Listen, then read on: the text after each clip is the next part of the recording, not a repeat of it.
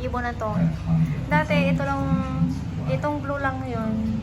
Hindi siya blue, pero may pagka-blue din yung, may blue-blue din yung kulay niya. Hindi ko maintindihan kung anong kulay ito. Nagagalit siya. Pag itong dalawang ito ay nagkikissing. Pag nagkissing itong dalawang to, nagagalit yung blue. Ayan na, nagagalit yan siya kasi wala siyang partner. So ito kasi mag-partner kasi yan yung binili ng husband. So nung nakitang nagkikiss ito, nagagalit yun. Ngayon, ito naman, ayan naman yung ano na yan, lovebird na yan. Nagagalit dito sa lalaki. Ito yung lalaki. Yung yellow, ito yung lalaki, ito yung babae.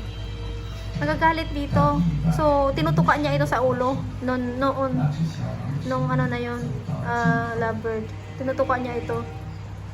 Galit na galit siya. Parang naiinggit din siya ba? Diba? May kwento yan siya. Pero mo ngayon, okay sila, tahimik sila. Minsan, may time sila na nag-away. May time na nag-iingay silang tatlo.